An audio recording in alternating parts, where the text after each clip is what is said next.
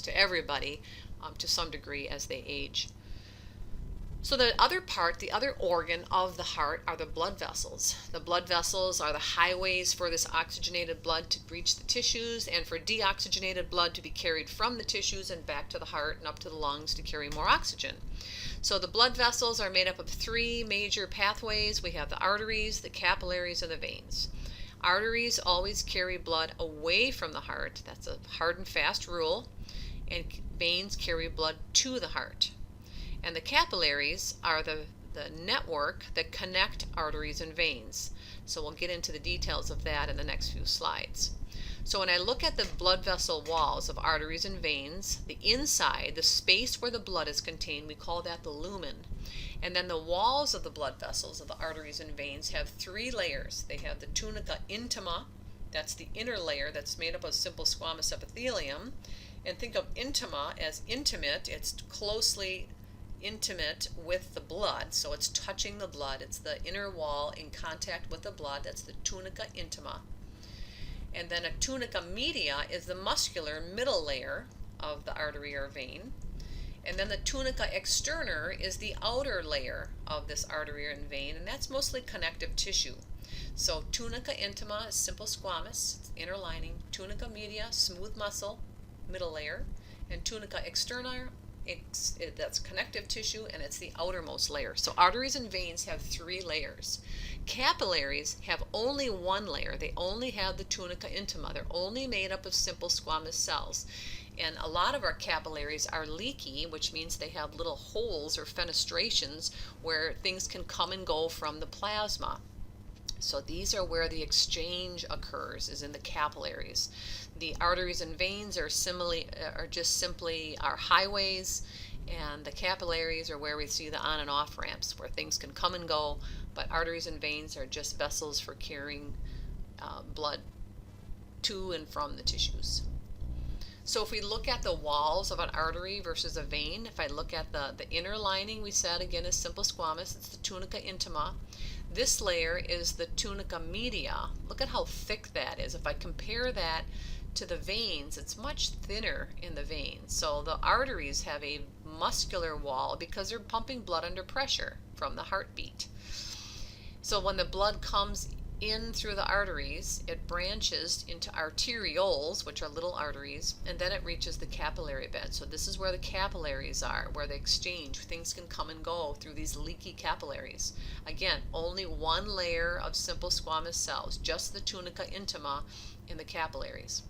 Then after that oxygen diffuses from those capillaries and the nutrients are dropped off and the wastes are picked up and the carbon dioxide is picked up from those tissues, then it leads to a venule and then back to a vein, and that's going to carry that blood back to the heart to be reoxygenated by the lungs. So again, if we look at the artery and vein, the difference is we see a large tunica media, very thick, and a thin tunica media in the veins. And veins also have valves. Arteries do not. So veins can keep their blood moving to the heart, and we don't see backflow because these valves will drop down and prevent backflow through those veins. Arteries don't need valves because they're pumping blood under pressure coming from the heart. So that is a one-way flow of pressure moving that blood to the capillaries.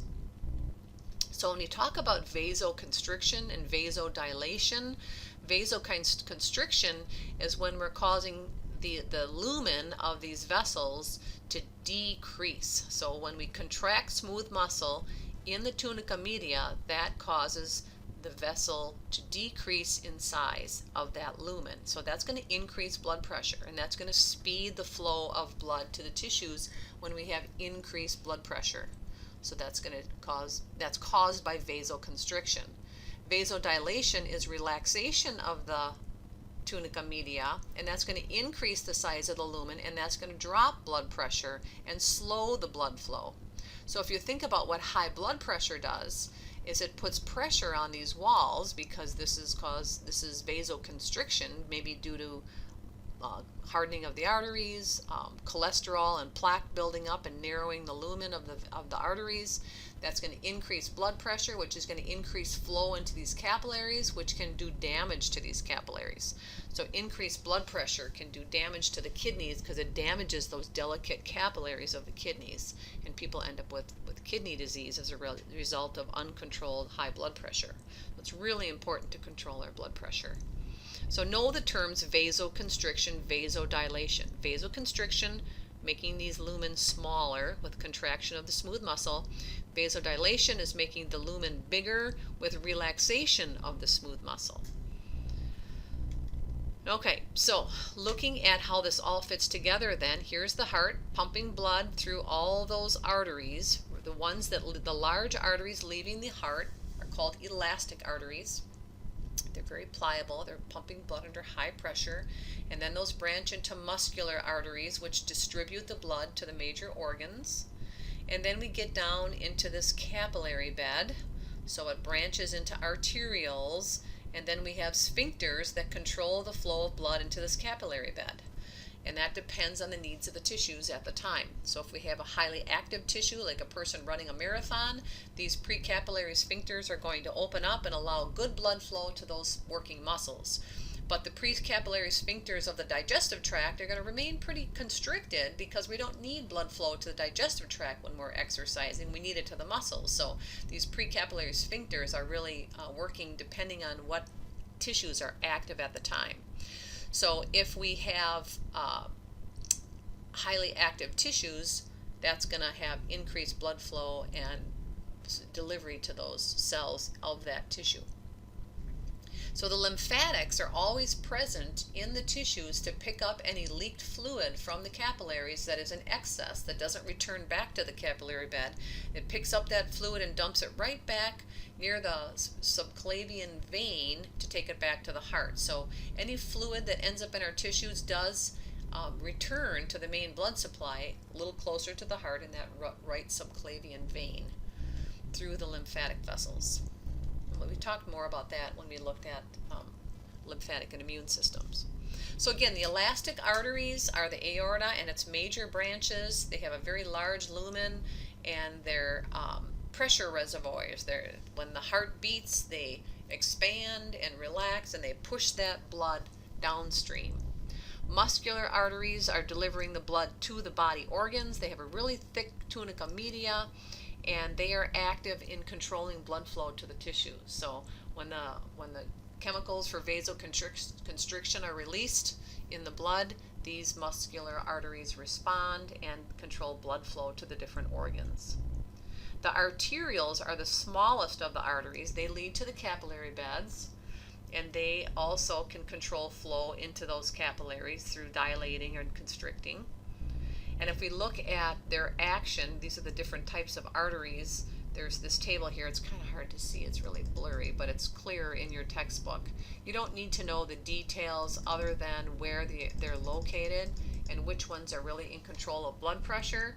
And that would be the muscular arteries are really in control of blood pressure, and the elastic arteries are more for maintaining pressure and allowing that recoil after the heart beats and creates that pressure wave. But both of these, the muscular artery and the arterioles, their job is to control blood flow to the tissues. So when you look at capillaries, only single file can these red blood cells pass through the capillaries. So it's just one layer of simple squamous cells, and there's exchanges between the blood and the tissues that occurs here. So I see that's in red, so that's very important that you recognize that exchange occurs in the capillaries. So we have these, there's a connective tissue outer layer, but it's not really connective tissue, it's really just like a basement membrane. We haven't talked about that much this semester, but it's just a very thin kind of wraparound membrane, but it's very permeable. So when we look at the simple squamous cells of the capillary wall, we can see there's spaces between them for things to leave the blood. Now, can a red blood cell leave? No, it's way too big to fit through that little space. And can a white blood cell leave? They're even bigger than red blood cells. Can proteins like albumin leave through these little spaces? Definitely not. So only the components of plasma can leave these capillaries and enter the tissue cells. So things like hormones, ions, nutrients, carbon dioxide, and oxygen, those can leave the capillary, but not the red blood cells, not the white blood cells. Only when we have a break in blood vessels do we see blood leaving the capillaries and entering the tissues. And that's what a bruise is, and that's what redness and infection and pus, those are examples of things that have left the blood and entered into the tissues, and that's definitely not normal. So we have different types of capillaries. These are continuous capillaries. They have tight junctions. So we see these cells are real close together. Things can't leave. So we see that in capillaries that serve the skin and the muscle. They're not very permeable. Some are more permeable. They have big spaces here where things can leak out. Those are called fenestrations. So this happens in the kidneys and the small intestine. So these are leaky. They do allow nutrients to enter into the capillaries pretty easily. And then these are the largest of them. We see this in the liver, bone marrow, and spleen. These are large leaky capillaries, and this is where we can see some proteins and red and white blood cells. Well, not red and white blood cells, sorry, proteins and larger particles can leave, but not the blood cells or the white blood cells, the red blood cells or white blood cells, based on the size. They cannot fit through those holes. So regardless, sites of exchange are these capillaries that are leaky, allowing things to come and go from the plasma. Again, arteries and veins cannot allow things in and out. So when I look at the capillary beds, again, we have these sphincters at the beginning of the capillary bed that will control flow through. We have a vessel that runs right through the middle of the capillary bed called the meta-arteriole. So if this particular capillary bed is not active, things are not going to leave the highway to go off into the neighborhood of this tissue cell. They're going to pass right through the middle, and very little blood flow will go to these tissues. For example, again, if a person is running, they're not going to be spending a lot of time diverting blood flow to the digestive tract, so these capillary sphincters will close, and blood coming from the arteriole will pass right through the meta-arteriole and go into the veins and return to the heart. Very little, supply to the digestive tract during that time. But in the working muscles, if a person who's running, these are going to open and the blood supply is going to serve those working muscles. So the meta-arteriole, meta meaning middle, goes right through the middle of the capillary bed, and it's most active in tissues that are not needing a good blood supply. So it just depends on what the tissue is doing at the moment. For example, if we just ate a large meal and we're digesting, well, then these sphincters would open up and we'd see good blood supply to all these capillaries feeding the tissues of the digestive tract and not to the working muscles. So it just depends on, again, the activity. So here's an example of closed pre-capillary sphincters, and the blood is flowing right through the middle of that capillary bed, returning back to the heart. So very little blood supply to these cells during this time. So the venules are vessels that carry blood away from the capillary bed. So this is the venule. So these can be leaky because they are part of the end of the capillary bed. So they allow fluids and white blood cells to pass into the tissues, and then they branch into veins, which do not allow things to come and go from the capillary bed. To a larger vessel, which are the veins. So if we follow this venule up, it'll eventually get bigger and bigger and become a vein. And these veins have valves to prevent backflow. And we look at the thinner tunica media, so less muscular contraction here, controlling flow, but they have a really large lumen. So when you think of the veins, we call them the capacitance vessels. Most of our blood supply is found in the veins at any one time, and that is definitely a test question, and it is a question on your worksheet. So up to 65% of our blood supply at any one time is in the veins. So very, very important we keep that blood supply moving. So when we look at the large veins of the legs, for example, and a person is sitting in bed all day, We need to get them up and moving, to get the muscles that are around these veins contracting and pushing that blood up toward the heart. So varicose veins are when we have leaky valves and blood is going backwards and not up toward the heart, and that blows out the wall of the vessel, and people have these lumpy, bumpy, blue, large vessels on the backs of their legs. So really, really important to keep things moving. If people have a tendency toward varicose veins, like people who spend a lot of time on their feet with their jobs, or pregnant women, they need to wear supportive stockings or support hose to prevent that blood from standing and sitting in those veins for too long. And that's why we put head hose on our elderly. Sometimes they have poor blood flow, and we need to keep that fluid from leaking out of the capillaries here and causing edema, because if the veins are not carrying blood effectively back to the heart because there's too much flow, or there's too much fluid in the blood vessels and the heart is weak, that blood backs up and then plasma leaks out into the tissues, and we see that especially in the feet and ankles. So by wearing support hose, that pushes that blood back up to the heart and prevents that swelling of the feet and ankles. It also prevents blood clots. So here is just a pie graph showing where all the blood is in our body at any one time. You can see most of it is in the veins and venules. So most of our blood is in our veins and venules.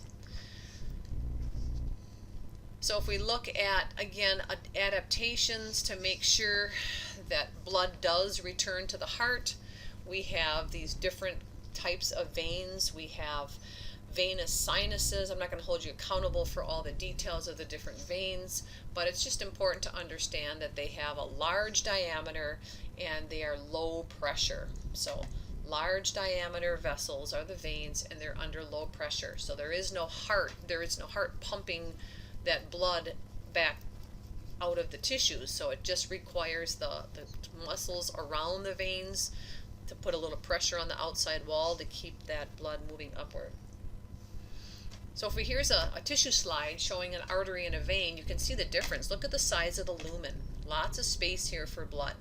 The tunica media is shown in red, much thinner compared to the tunica media of this artery here, much larger.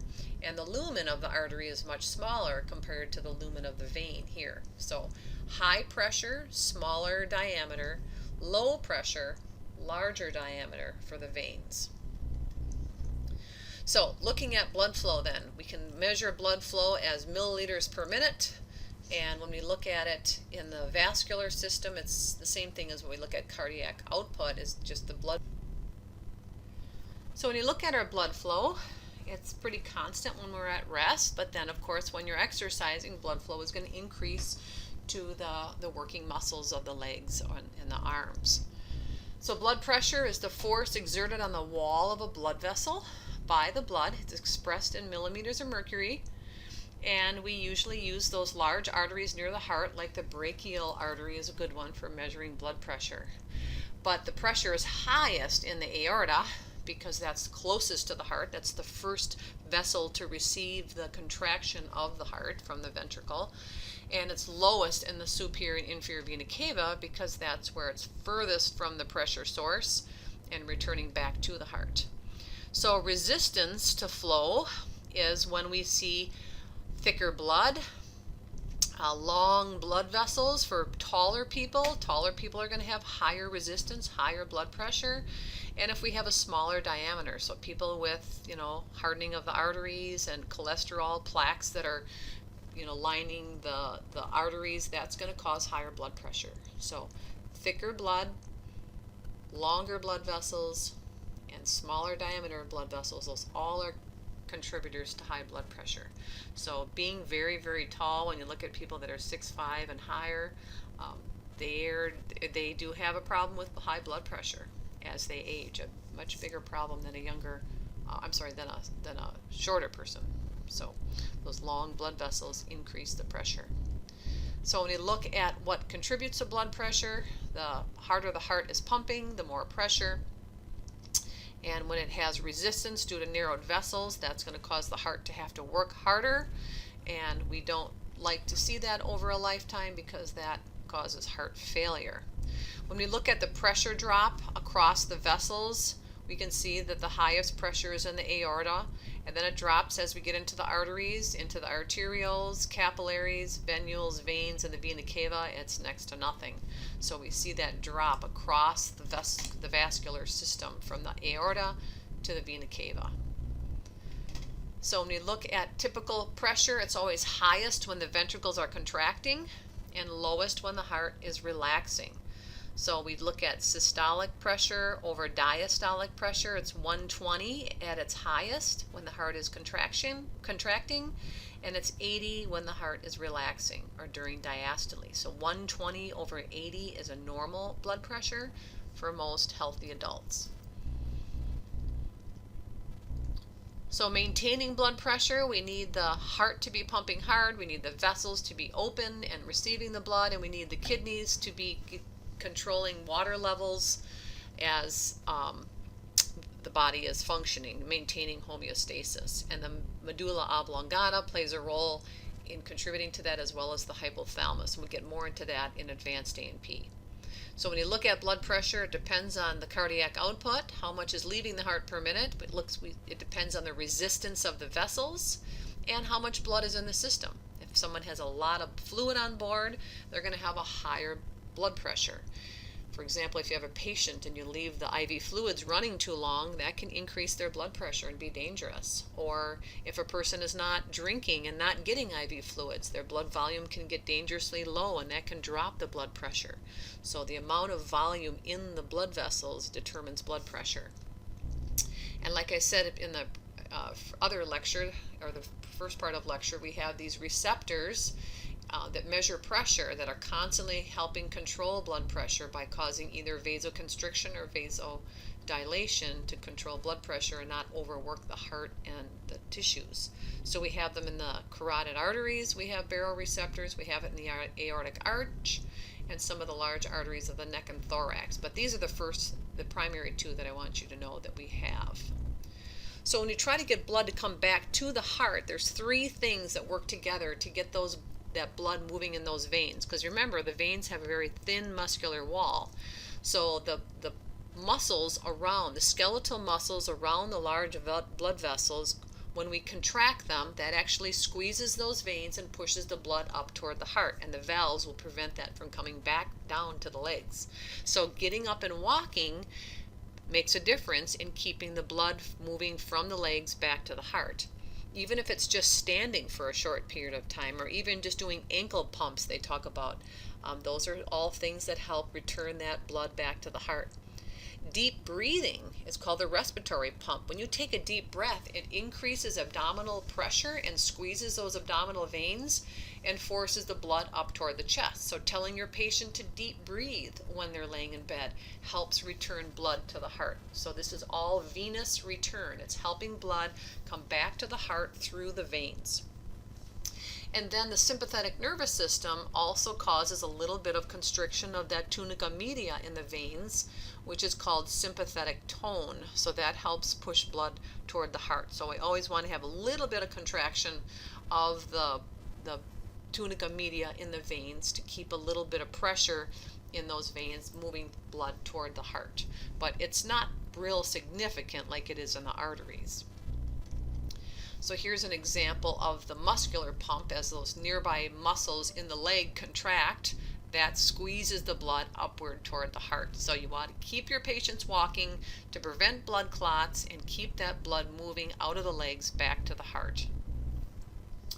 So that concludes the lecture on the blood vessels. I recommend that you look at the worksheets in your notes packet on the heart and the blood vessels and complete those pages, because that'll be a nice review for our lecture quiz on the cardiac and cardiovascular system, which includes the blood vessels. And there also will be a Quizlet to help you prepare as well.